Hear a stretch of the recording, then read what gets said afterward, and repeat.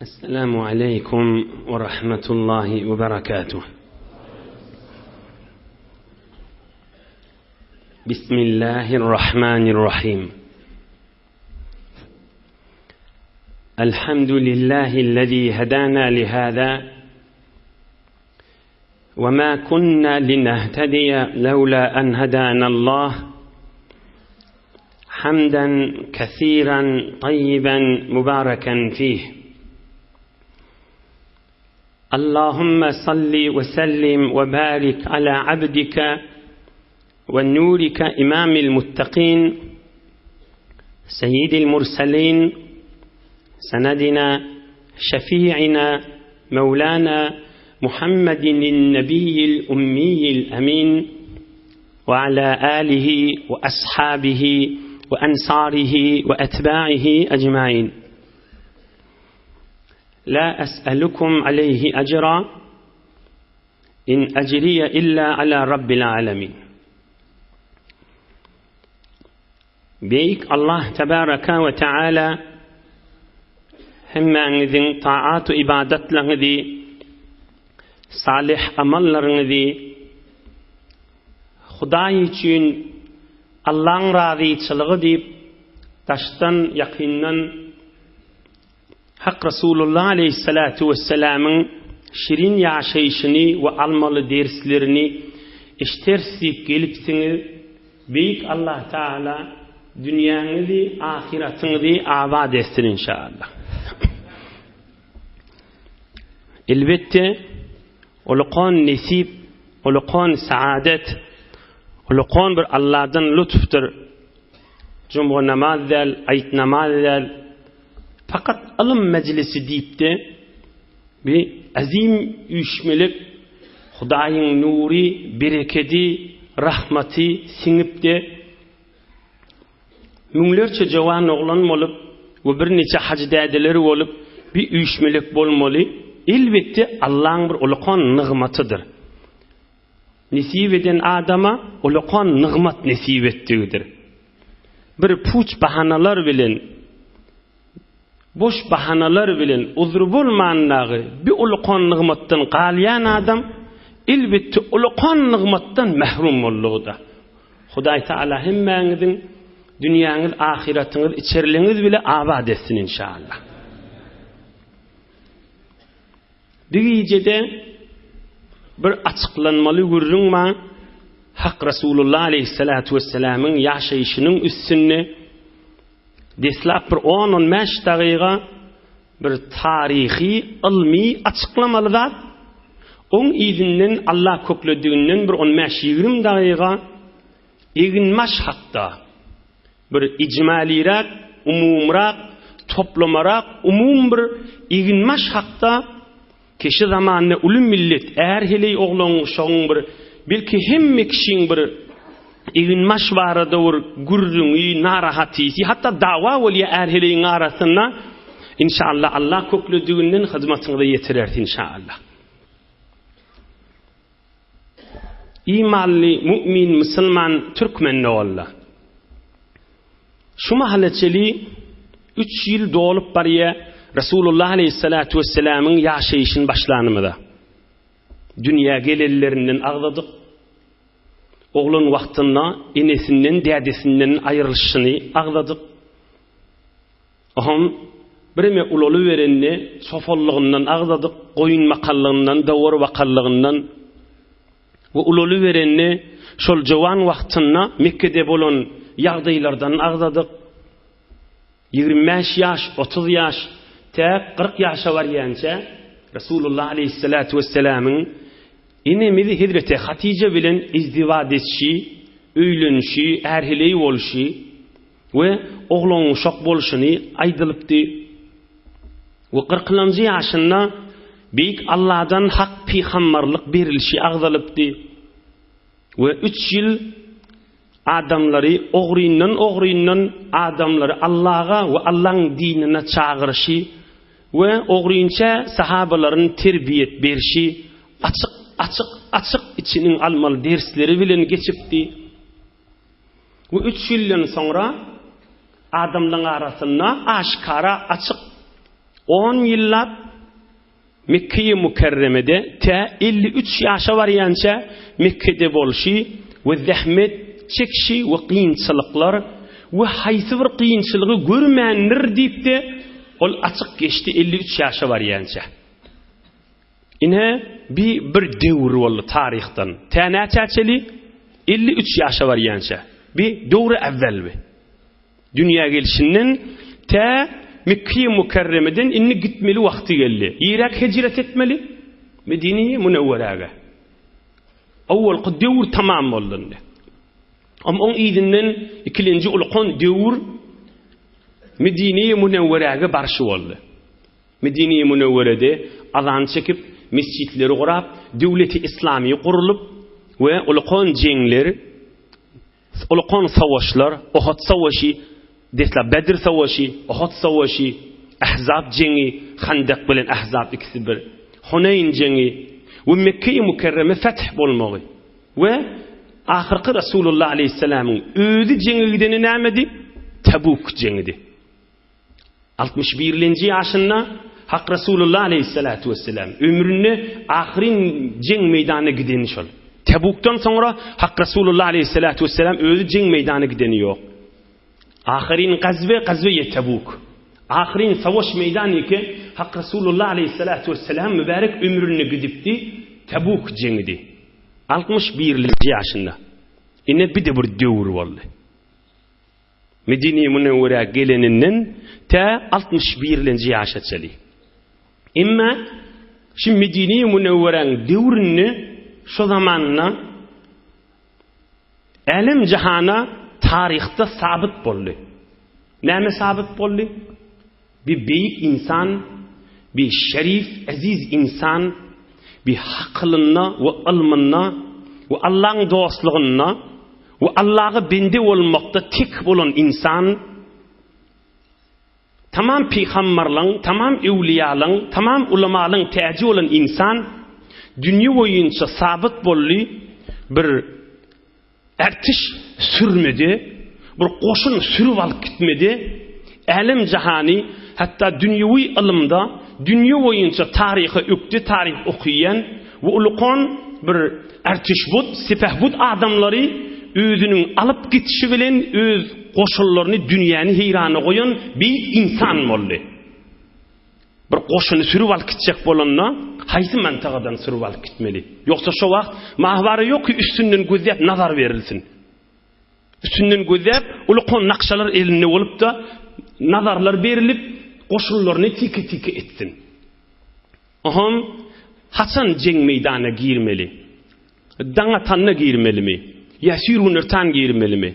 Aya dereğin içinde durmalı mı? Dereğin üstünde durmalı mı? Aya arkan dağı vermeli mi? Havselle bilen kulak atın bir aydılacak ulukon görünleri var.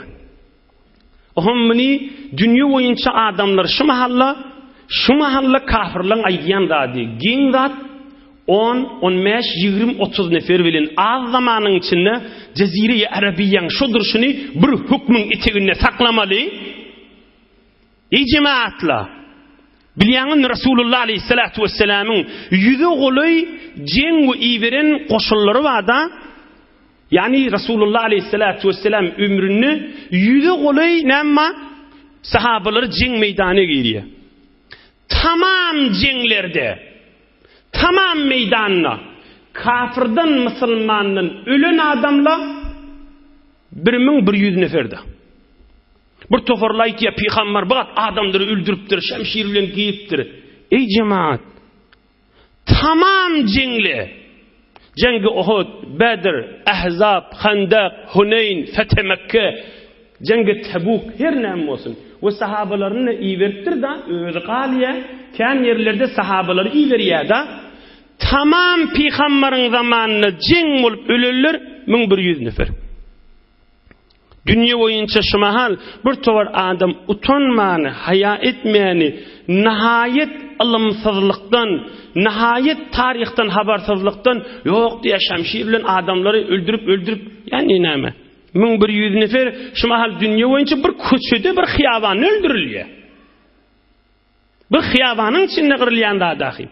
Ama Resulullah aleyhissalatu vesselam'ın tamam jenglerini Müslüman kafirden, Müslümanların şehit bolanı, o kafirlerden helak bolanın himmesi ha, iki kaptallan şu cenglerde ölen 1118 nefer mi näme? Daqiq tarihte sanay diye. İnşallah yanlışmasam ya 1018 nefer ya da 1118 neferde. 1150 nefer değerli aşağı. İnhe dünya boyunca adamları heyranı koyan zatçı.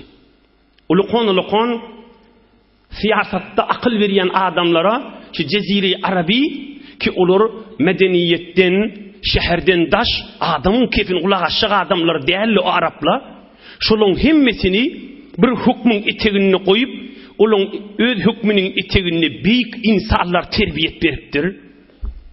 Hazreti Ebu Bekir Sıddık yani insanları, Hazreti Ömer el-Faruk yani insanları, Hazreti Osman Zünnurayn yani bir rekette kullu Kur'an-ı Kerim'i koşayan insanlar terbiyet veriptir.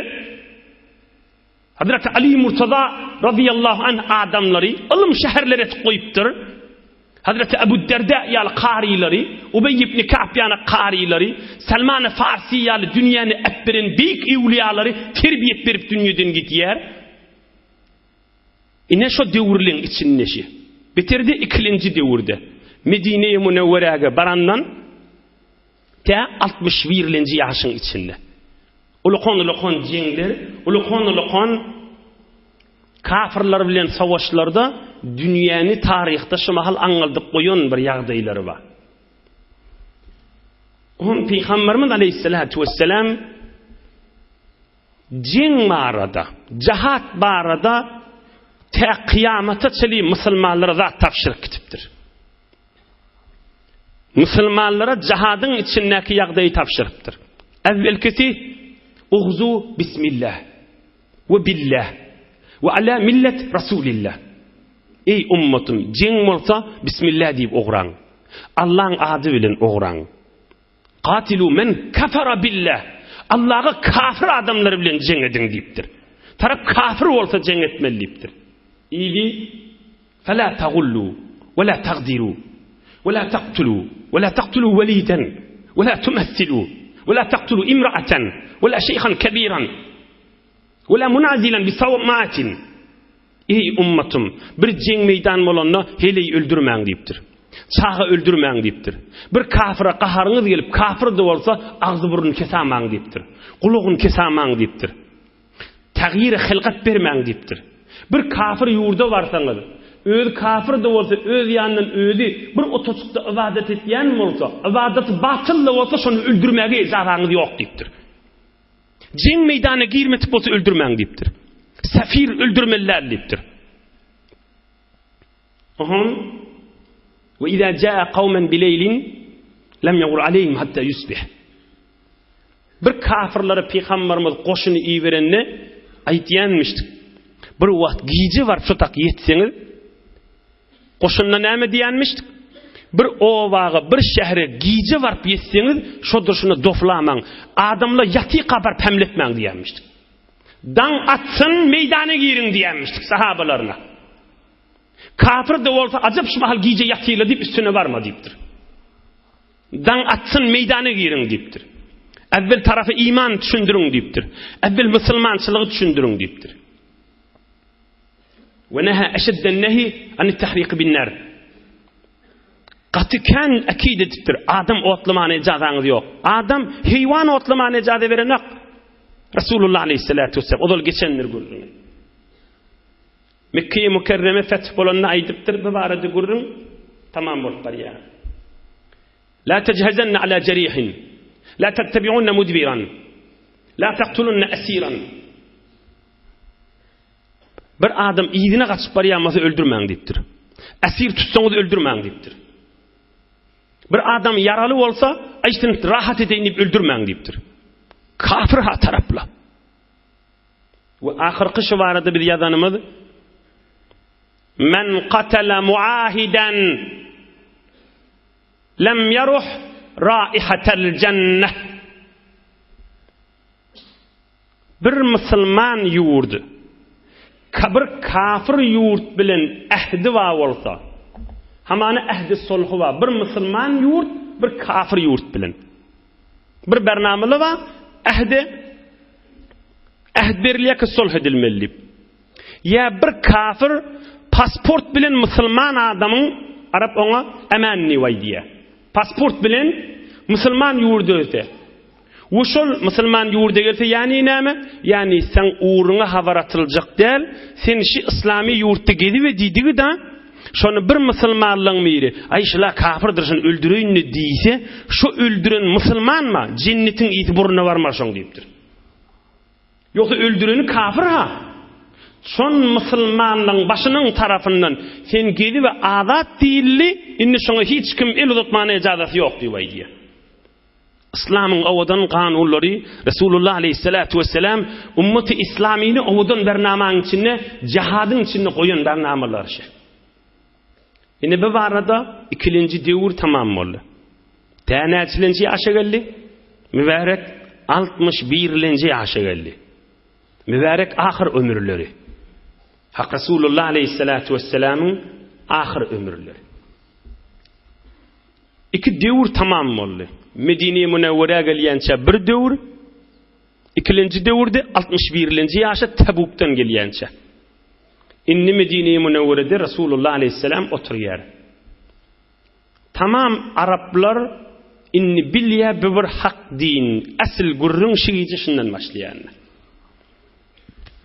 Tamam Araplar häzir musulman bolmadyk kan goýun üstünde, mal üstünde, kişiçik owaly İslam'ın hükmünün etewini kıymallap bilen aklar yönü musulman bolmadykan. Aham Peygamberimiz 61-nji we 62-nji ýaşynda tagriban 100 kerwen gelýär Peygamberimizin üstüne. Bir tofar rivayette 100'e yetmedi, ýöne 70'den kämpdi diýär. Näme dip gelýärler? Bir ova 10 nefer, 15 nefer, 50 nefer, 80 nefer ulu kon adam belliýärler. Git Resulullah'ın ýanyna oturuş. Eger musulman bolmaly bolsa golundan tut, bir tarapdan bir de barar diýdi. 61-nji we 62-nji ýaşynda kerwenler gelýärmiş. İnşallah öwki hefte tätil intihabatda inşallah eýlem eder. Ondan aňyrda şu bir neçe gelýän kerwelliň gurrüňi inşallah hyzmatyňyza ýetiriljek. Hemme bir gijidäki kysgaça Peygamberimiziň gurrüňinden we almaly derslerimizden. Egin maş we arasalyk barada göreliň İslam näme diýär. Şun üstüne gelýän gurrüň. Awwelena kerwen gelýär diýdik de kafirlerden. وكان إذا قدم على النبي صلى الله عليه وسلم الوفد لبس أحسن ثيابه وأمر علية أصحابه بذلك رواه البغوي. أي جماعة لا Peygamberimiz kerwen gelýärdi. Şu kerwen gelelin eştenni evin maşlarynyň içinde haýsy awadan bolsa, haýsy arasda bolsa şonu giýýänmişdi. Ulukon sahabalarına Ebu Bekir Siddiq ýa Umar Faruq ýa sahabalarına diýenmişdik. Haýsy egin maşyň arasda awadan bolsa şonu giýden gelin diýenmişdi. Belli bolýar, Hak Resulullah aleyhisselam egin maş barada bir märeke girjek bolsa bir ýürüti egin maşy barmyş. Kerwen gelinligin eştenni ýa gilýärligin eştenni bir egin maşynyň gowsuny giýýänmişdi. Ulukon sahabalarını ki yanına oturacaklar, şolara da diýenmiş, egin maşynyň awadan arastasyn giýden gelin diýenmiş. Ve kana lahu sallallahu aleyhi ve sellem burdun yelbesuhu fil iidayn vel cum'a, keza fi şemail. Bir awadan hatly bir giyimi varmış. Onu fakat ayet günlerde we cum'ada giýýänmişdi. Ve bir awadan bir kızıl hatly awadan donu varmış. Onu fakat ayet günlerde ayet namazda gidenine giýýänmişdi. Resulullah aleyhissalatu vesselam. Ve qala sallallahu aleyhi ve sellem men atel cum'ata felyaghtasil. Bir kysgaçyk şuň üstüne alımda bide. Peygamberimiz Medine-i Münevvere'de cımğa okulup başlanına aydıptır. Her kim cımğa gelse hükmen gusletip kaysın, üstünün tu vakit kaysın deyiptir. Ohum sahabalar bunu vacip biliptirler. Cımğa kaysın, üstünden su vakıtıp kaytmalı, gusul sünnet bitirip kaytmalı. Bunu vacip biliptirler.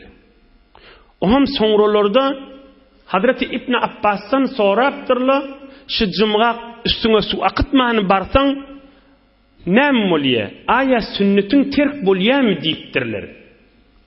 Yine fiqha nafinde gurruna haşa. Näme deyipdirler? Peygamberimizin mübarek kefi var. Her kim cımğa gelse, "Felyagtasil." Hükmen üstünden tu vaqt qaysın deyipdir. Ohum sonralarda İbn Abbas'tan soraptırlar, şu cımğa qaysın üstüne su vaqt qaytmak vacip mi? Peygamberimiz şey deyipdir deyip biz eştiyat deyipdirler. İbn Abbas oturun deyipdir, mun gurrunu var deyipdir. Ola täze Medine'de cımğa okulanna mescit dardı. Adamla da yüngden bolan egin maşga yerdi. Ohum kan sahabaların içinde garipdi, kanni işlerdiler, rahmet çekerdiler. Derlük sahabalarda kanni ohum Peygamberimiz aleyhissalatu vesselam bir gün cımğa gelinne şu üstüllerinin gelen iyisi narahat bolup şonna aytdı kefi deydi. Ey sahabalarım, cımğa gelmeken üstünden su vaqt qaydın deydi. Emme sonralarda arastalık İslam'da köfülli ve mescid giyin idi ve egin maşlar hemmeti yüngden olmadı, bir qavca yuqumurraq egin maşta giydiler ve ohum Peygamberimiz aytdı, "Men tawadda'a yawmal cum'a febiha ve na'imat ve men igtasala fehuve afdal." Kaza fil hidayeh ve şerhi el-binayeh. Ohum sonralarda Peygamberimiz aydıptır. Ey sahabalarım deyiptir. Her kim dehret kılıp çık mescide gelse, qav sünnet bitirdi, hiç sünnetin kemçiligi yok. Yönü üstüne vaqt qaysa barından qav deyiptir. Yine Ebu Hanife'nin de hükmüşü. Dehret kılıp çık barsan, sünnetin bitiye, näme evveli İslam'da üstü yankıvırın da derlefkan mol yamıştık. Biz Ebu Hanife'nin hükmü deşi. Dehret kılıp barsan, sünnetin kamil bitirli, emme üstünden su akıtıp barsan barından qavi, emme üstün hafa olsa, derlen olsan, işten gelen olsan, hay yanımdaki adama ilgit verer deysen, onunla vacip sünnet bolya üstünden hükmen su akıtmalı, devrundakilere ilgit bolmar yali. Yine bir kısaca İslam ve Muhammed Peygamber aleyhisselam iginmaş ve arastalığı beriyen gurrunu oldu. Saylap, məreka girecek bolanını ovadan eğilmaşını giyyenmiştik Resulullah aleyhissalatu vesselam. Ama eğilmaş vardı aytacak gurrunları var. Resulullah aleyhisselam aydan gurrunları var ki sizin hizmetine de yetirilecek. Ey cemaatler, ey olukon ağalar, ey oğul giydi yetip bariyen Türkmen oğullar, haberiniz var mı? Bir oğlan menen bir kıyız izdivac edecek bolanına, hamanı bizim kıyızımız izdivac edecek bolye, oğlan menen bir daydasıya, ecekesiya ağası bilen bir formrak oturuşturuluya, bir yenilecek gurrunun aysın bir görsün biri deyip. Oğlan inatadan habersız da bu gurrunların inata eşitmiyor. Bu kıyız şumahal şuurun cami'an derdi olup bar yahaş evin maşhurunu. Ohum şu qiydi oğlanın aydiyan kefi neymiş mahal? Aydiyan kefi entek oğlanın hamanı pulları açıp görse, evvelin başlanına aydiyan kefi ki şun üstüne de ne kadar xanıvadıla izdivaçlı behamiydi de. Neyme diye qiydi oğlan? Men şertimşi, men evin maşı bir mərika yerimde tekrari giyecek derli. Yaşını sen kabul etip başarayan mı diye. Hakılmışı. İnsanın almışı ne diyemem? Oğlan ne diyemem? Men necire sana başarayım? Men boyun alpilecek diye da başka hiç de gurrun etmeyen turluya. Qiydi oğlan bak enatasını ağırlaya da. Yani diye yok diye aslında tefahümü denk çıkmak diye o gurrun da aytmaya da. Enatas bakıyırın haberde yok da. Yoksa enatası var kova adam ha. Hemişe kuvurun da bıqıydı olanla boydaşlarından suymaydı ya da. Bartan şu kefe ayta diye. Şmahallan boynuna dakka diye. On Huday peygamber egin maşvarada näme kepleri aydıptır deyip on men işi yok. Oham şoň üstüne izdivaç behemiye. Yoksa hamana şayet bir adam hamana şu jamiaň içinde ulukon bir sawatly, hakylly, ilmli adam şayet şu mahal bir yerden kulak astıran bolsa, ahuncan näme etjek egin maşvarada märeka gurrun berip jamiaň başa dertler kan diýtin. Yo emma o jere däl. Gurrun kulak astın biler şu gurrun näme gerekdigini. O gurrun ahyrına çeli barsın, näme diýip jamiaň derdi de.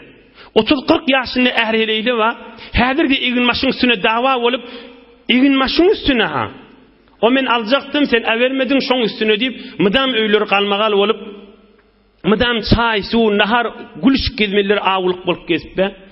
Haýsy bir ýaşuly, haýsy bir hajydäde, haýsy bir düşünmeli şu öýe girip düşündirmeli we şolara aýtmaly we şu öý islah bolmaly.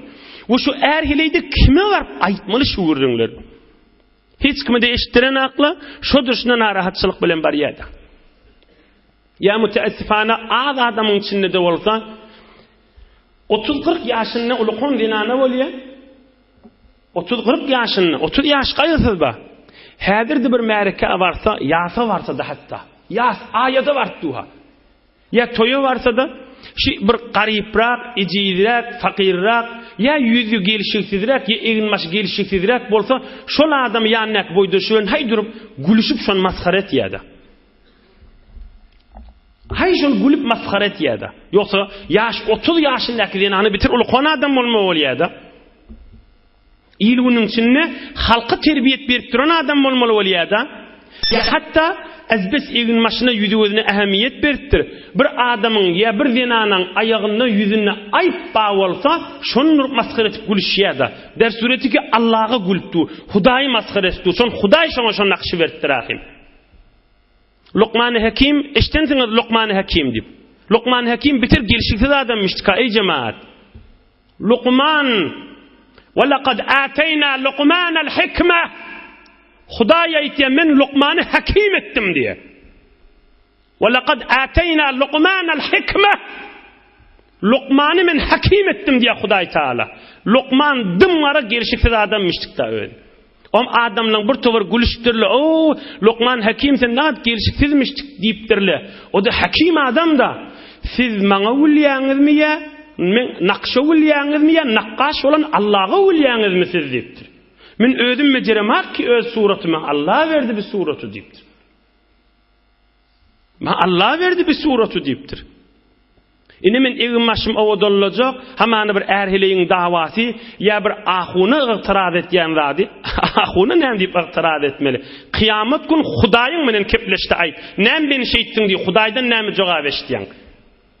Kur'an ma, din ma, hamana aýdýan zady şi, näme biz awadan egin maş giýmellermi? Näme biz şik puş bolmalylarmy? O biz hewes edýärsa, inşallah gurrun geljek ta. Biz hewes edýärsa, hoş diýip boljak näme işgaly bar? Näme özüňizden bir zatlar aýdýaňyz?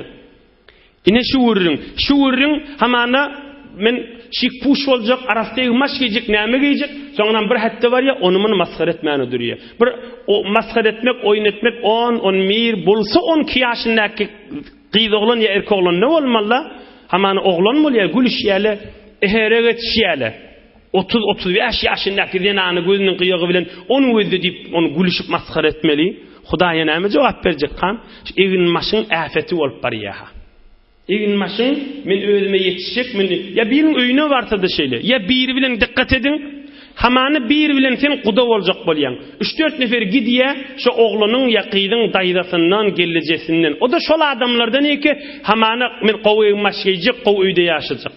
Tarafyň öýüne barýa. Häzir damat bilen ýakydy bilen kepleşene gelin moýnay diýe olan gappenjarat bijirek, öýleri bijirek, egmaşlary bijirek. Haklyşyny aýdýam. Meselen şu azim märkan içinde men şu gurrun agzamalar da ol qorak gurrunlar etmella. Emma yo agzamaly bolupdyr, bir jamiaň derdi bolup barýar. Bir zindigiyle müsünne dargap barýar. Näjirek erheley nikah içine girinden sonra şunun üstüne açılışı otu.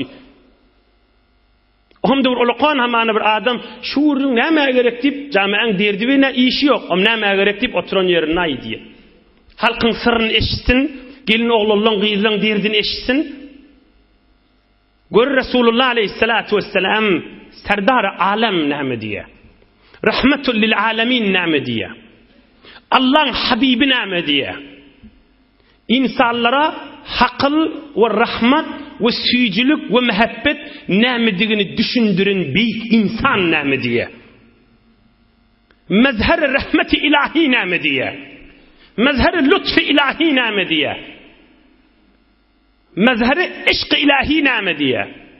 Allah'ın nuri, Allah'ın mehabbeti senin insan näme diye. Resulullah aleyhissalatu vesselam aydiye. Sahabalarının içinde aydiptir. Beynema raculun yetebakhtar yamşi fi burdeyh kad a'cebetu nefsuhu فخسف الله تعالى به فهو يتجلجل فيها إلى يوم القيامة حديث صحيح. Peygamberimiz aydiptir, ey sahabalarım diptir. Qarun'dan başqa bir abi. Bir adam madi mal mülkü kan, heyur owadan egin maş geyttir. Fi burdeyhi. İki tane giyimcileri vardı, hatlı, Araplığı var, hatlı, egin maşı qavur yemiş tipli. Men egin maşım yalı, egin maş yoktur deyip, xiyabandan yürüyüp bariyadi. Şuurunu mübarek peygamberin, mübarek doğduklarının arasından çıkıp sahabalara aydan kepş. Bir adam, ovadan egin maş giyip, a'cebettu nefsuhu, özünü nam qadib bariyadi. Yani nam özünü nam qadiyadi? Yani hiç kime salam vermellal.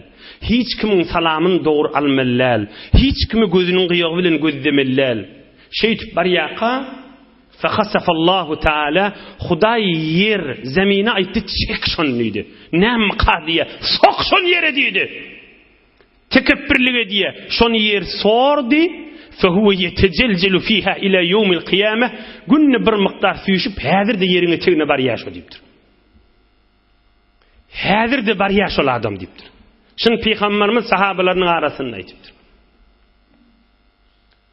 Perden arkasındaki bir gürrünglerden aydeyin ki ilgunun içinde poşti perde olup duran gürrünglerden. Halkın arasında ağzalman galiyan gürrünglerden. Mesela şun bir adam eşte ya mesela bir danışka deydi, bir savatlı adam aysta. Mesela şayet aystın bu zamanında muğlurçu mutekebbir adam ma näme yer çıkmaya deyip. Näme onu görülmeye, eşitilmeye, bize zatları elim kabul etmeye deyip. Resulullah aleyhissalatu vesselam şükef aydıptır da bir mağrur egin maşına ağlanıp yürüyüp barayan adam yer çekiptir ve ta kıyamata çeli ha bolya boluptur. Bu zamanında näme bolmaya onunla. Ey cemaatla, ey musulmanla 15 yıl 20 yıl bundan ozal 10 yıldan aňyrda hey ora qaw bilýänsiňiz bir geliller wadi şäherliň içinde bir geliller wadi bir qyýylar wadi bir erk adamlar wadi şu öz şäherlerimiziň içinde azbes egin maşyna özüne näme qadip xiyaballarda ýörýärdi hiç kim bilen salamlaşmardy hiç kim bilen raftamet edmerdi hiç kim merkedi innemezdi hiç kim bilen salamlaşmalarla doğru. Bir adam salam metidi doğru almayadı. Diyor da aylanyad abi 10 yıl 15 yıl geçiyor, zindagi uzaklaşıyor, zindagi gidiyor. Ama şumahal şun kun, haman şumal cumğun akşam şebeşemmedi. Şumahal şol adamları var. Bilýänsiňiz, görýänsiňiz, bigat bir horlukda, bigat zilletde, bigat bir bitbaxçylykda, bigadir derdin içinde günni geçirip be, şu yere sokulan adamdan farkı yok da şunu gezip berşinim. Şol adam bilkim şuurun şu denahana şol adam bilkim zebit bulwati bir gün quluguna barsın naşın. Şol adam ma şuurunlar eşteva heyran galar şoň men ýüregimde turan ya Allah şol adamı. Şu öz ýandan özü häzir de halka belletmeýär ha muazzab bolup ýaşap duruldygyny. Emma öz ýandan öz titrep hutxori edip özüni iyip miriz bolup hemme kişilerine narahat Hem kişiden narahat, özünden narahat, Hudaýdan narahat, märkeden narahat, özü hutxuriyet ýaşap kesipdi.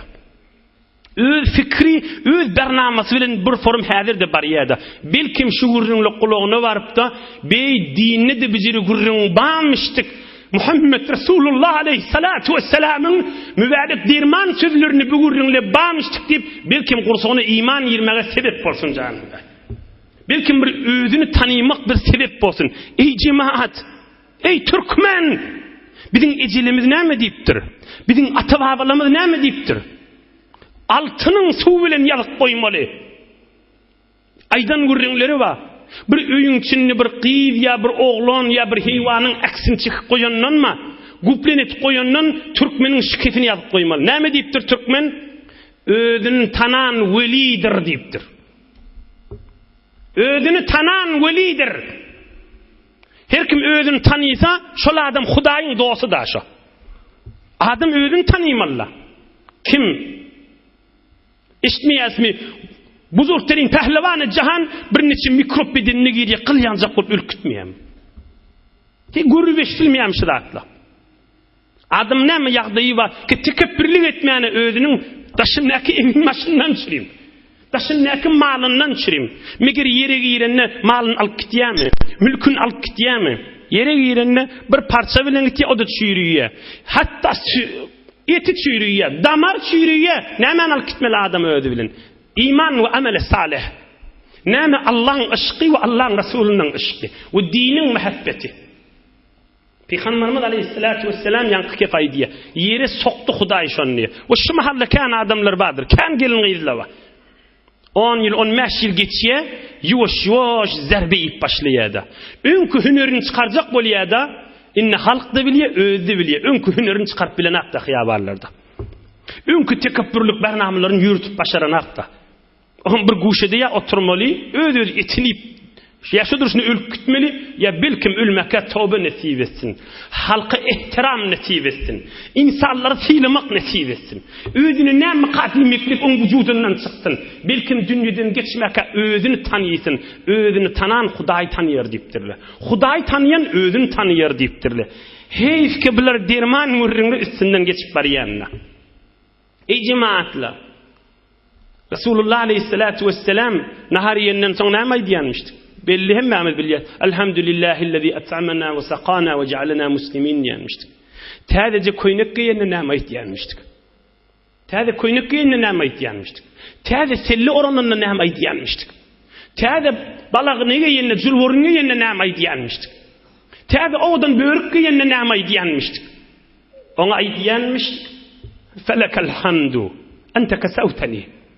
Hudaýa şükür maňa awadan evin maş berdin. Inneştaý. Türkmençe hatmen aýdyň sünnetdir Resulullah. Gow evin maş geýsiňiz. Aňsatjak. Hudaýa maňa şu koýnagy berdin, şu koýnagyň gowlugyny maňa nasip et. Ve şu koýnagyň şerrinden meni sakla. Tamam boldy.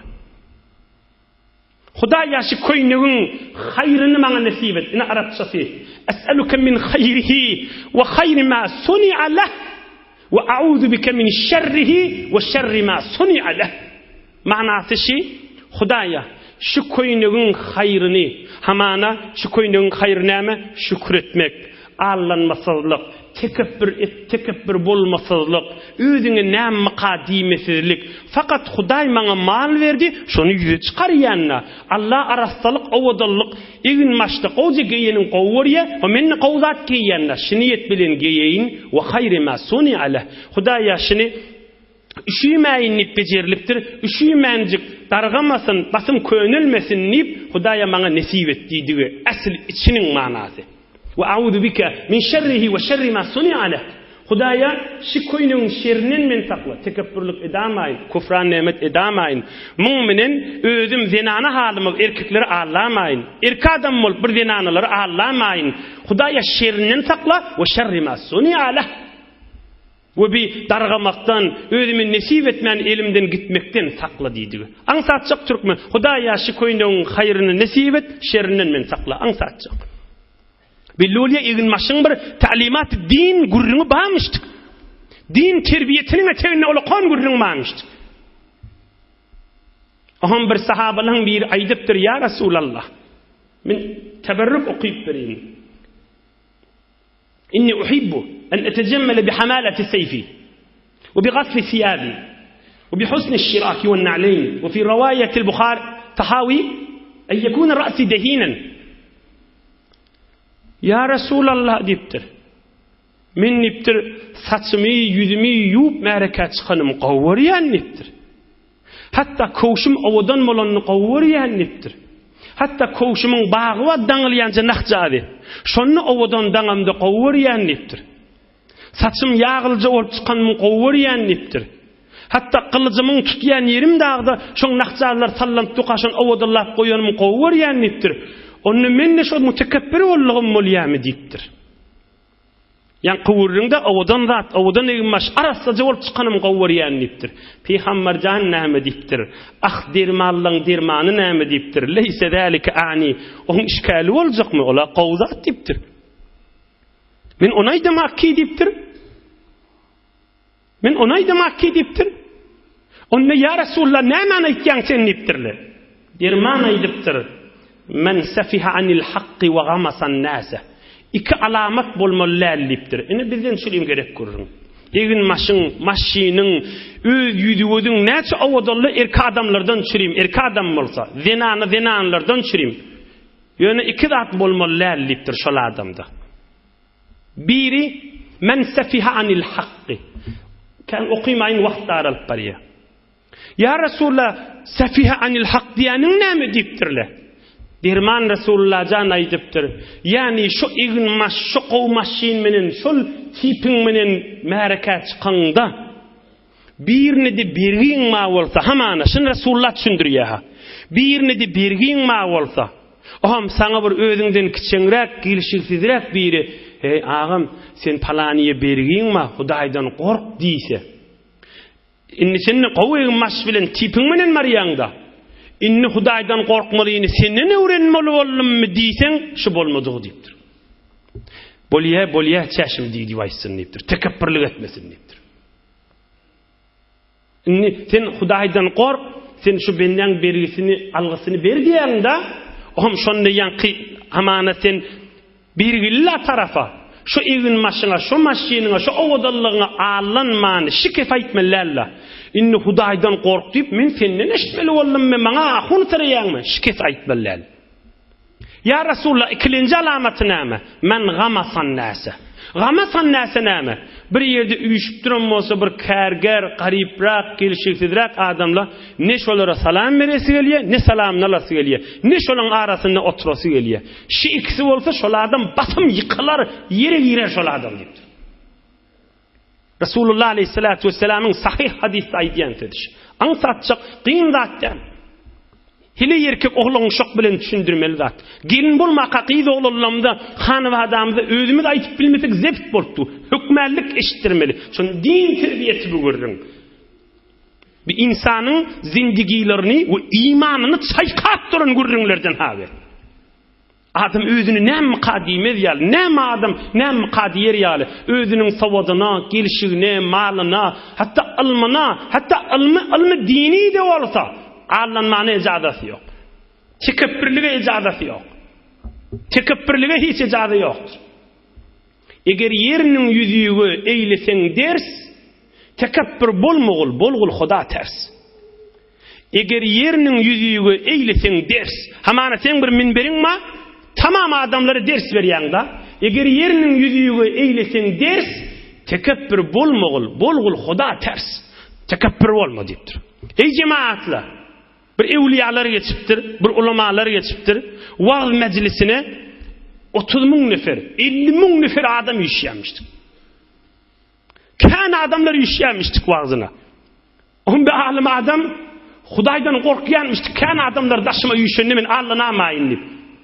Tekebbürlük men ýüregime düşämesin diýip.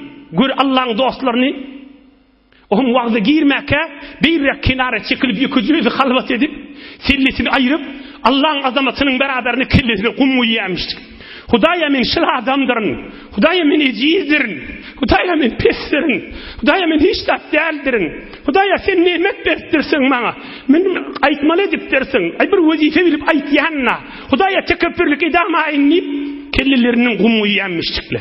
O mereka gelýänçe yine kellilerini yuuşturup arasalar mereka gelip nasihat aytyanmıştikler. Allah'ın dostlarını ödedi. Pisperçilik etçilerini ödedi. 70 min 50 min nefir daşnalı otiler. İmmi Allah Teala'nın azamatının beraberine Allah'ın izzatını ve Allah'ın dininin izzatını saklayanmıştıklar. Oğruyunca etse de tarihte şu gurrunlar galıptır. Hak Resulullah Aleyhisselatü Vesselam'ın ummatına beyli dağıyal büyük insanlar bolulluğunu inhe evin maşın gurrunun içinde değil. Biz avadallık gelişik belli demnemi dinin qovvaryan zadi. Tekebbürlük bolmalılar. Fahr için bolmalılar. Erkadamның arasından çürüyüm bolmalı. Zinanın arasından çürüyüm bolmalı. Ve bir de yine bir 5 dakika aydeylin koy kamil olsun men sağat gözleptim. Ve bir de israf bolmalılar. İsraf. Ey cemaat israf bolmalılar. إن المبذرين كانوا إخوان الشياطين وكان الشيطان لربه كفورا الله أيديه إسراف etýärler وذن إن المبذرين إسراف etýärler كانوا إخوان الشياطين şeytanın doğuncuğudur diye. Şeytana Hudaya kafir boldy diye. Nuqayyid lehu şeytanan fehuve lehu qarin. Hatta şu israf etýän adamlar va kıyamet turanny da bir şeytan we şol adam ikisini bir zınjyradan aljakda. Kur'an'da va haşy. Nuqayyid lehu şeytanan fehuve lehu qarin. Bir adam şu israf etýän adam we qatdandan bir şeytan ikisini baham bir zınjyradan aljak diýýär. Kıyametde boljak ýagdaý işi. İsraf etmelerligin maşda. Yani näme hiç kimmen israf etmeýänli ahmyn gurrunlarken wagt al. Her kim aýdýan israf edemek diye. İsraf etmejek bolsaň bir egin maşyň belli ki bir märeke inni giyirlik de diýdilip dargap barýar. Näinki bir gedek giýdiň inniki mejlisde tekrary bolmalylar. We bir wagt giýmejek de bolsa öz hanawatysy äri hili maslahat ya doğunu kimminin ya inatasy maslahatlaşyp Peygamberimiz aýdypdyr. Bir giyjek adama sadaka versin diýipdir. Näinki malyň darganyny ber. Bir giyjek adama men şüjre köynegim maşyn sen giyjek diýmer. Özüň tapyp bilmeýän bolsaň bir adama işin giyjek adam tapyp bilýänmi diýip. Giyer ýany qysalym täze ýönesen giyjek dälmişdiň. Diýdilmandyr, dargamandyr. Qaýgysyz märeke geyten boljak. Onu sadaka verse o barından qawdyr. Bir kepti Resulullah'ın sözünü ba men okuysam wagt giyjek aljak.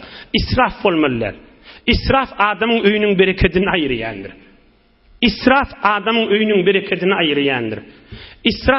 İsraf nämeden bolýar cemaatla? İsraf etýän adamlar bilen gatnaşýar, şolardan kim almajak bolýar. Gatnaşmaň olar bilen. Kes araňy. Ýokda tarapy aýt. O dükkan taçany diye hemme zatında evin maşynyna, öýüň mobilyna, perdesine, gazada men bijire dälli, men Allah'dan gorkýan. Niye hiç sonjy ýok ki işin? Öýdek gelirleri de aýsyn, öýdek balalarymyzy da aýsyn. İsraf etýän adamlar bilen gatnaşmalylar. Şolardan galmajak bolup etberip goýberýär. Hewra öýüň bereketini aýryp salyp çörege hor etýän zatdyr ha. Adamyň ahiretini ýakýan zatdyr. İşte içkin bir kıyamatda zindigi etmeli. Bir dünya mukaddema. Görmeyen mi cavan oğullardı gidipdi. Görmeyen bir yaşındaki çağı gittiği dünyadan. Asıl zindigi kıyamatta. Bila bir mukaddeme bariye. Azıcık mukaddemada yalandan bir boydaşın doğsun ya ödün israfı öğrenişip asıl zindigimiz ki kıyamatta yakamaydı. Ölmez minnip düşmesin. Gönlün bu guman içire. Akmaktan ulu işanay diye. Ölmez minnip düşmesin. Gönlün bu guman içire. Ömrü yoktur äti var. Ötüçü zaman içire. Äti var yoktur ha dünyaga. Adam bir dinle cinadan ok yakana yere salayandır daha. Bir dinle adam gidayandır ha. Koy pisperçilik arastaca Allah'ın nığmatından doğru istifade etmeli olsun. Ve egin maşın ahirki icmali umumluk aydılan görürün näme? Avrat örtmeli. Avrat örtmeli. Avratın örtülü olmalı. Ey cavan dostlar. Köynüňiz uzyrrak bolsun. İşläp bäkä kärgerçilikde ya maturlaň üstünde ya namaz okulandy her ýerde bolsun. Awrat örtülsün. Julwar bilen köýnüň arasyndan arka görünmesin. Biz musulman ahim, biz ähmiýet bermeli bu zada. Gaty ähmiýet bermeli. Rasulullah ähmiýet berdir. Allah ähmiýet berdir. Biraz uzirrak bolsun. Awrat hiç görülmesin. Erki adamdanna, zinanadanna. Ine icmalirak bir evin maşmawretde bir gürjüňler bolly. Hudaý izzetiniňizi artdyrsyn. Hudaý ýaşaýyşyňyzy nurdan dol etsin. Hudaý ýaşaýyşyňyzy bir bidirek arhawjyn eýrenleri Hudaý arhawjylygyň hemmesini iýidine matrud etsin jan Hudaý. Hudaý ýaşaýyşyňyz nur bereketten dolu bolsun. İzzet-i iman ýürüýsün öýleňizde. Hudaý dünýäňiz ahiretiňiz azad etsin inşallah. Edip bilen, ihlas bilen, beýli gymyllaman kulak asyp oturmaly. Bir fitne zamanynyň içinde müňlerçe ýerde bereket görersiňiz inşallah. Dünýäňiz ahiretiňizde müňlerçe ýerde nur izzet taparsyňyz inşallah. Bir alhamd kul wallahu qiýeýliň inşallah. Öwke heftede hemmäňiz bilýäňiz hefte isfente intikabat bar. Meclisi Hibregan we Meclisi Şuraya İslamiýinki. İnşallah owadan suratyna hemmämiz içerlimiz bilen, dostýarlymyz bilen şirket eder. We mesjitde, we şu mesjitde we beýleki mesjitlerde de sanlygyň başynda hyzmat edýän we tefsirde, şu oturalaň içinde de hyzmat edýärlerken oham nezm behem imer ýanyp owadan suratyna saýlaw bolar ýaly öwki hefte tätil inşallah. Oham aňyrky hefteden beýler Rasulullah aleyhissalatu vesselam'ın üstüne gelýän kerwellen gurrüňini dersleri bilen inşallah hyzmatyňyza ýetirer. Bizde duagu inşallah bilkim İslam'a, musulmana, aziz watanymyza hyzmat edýän adamlar jamaamyzda döräp dursun inşallah.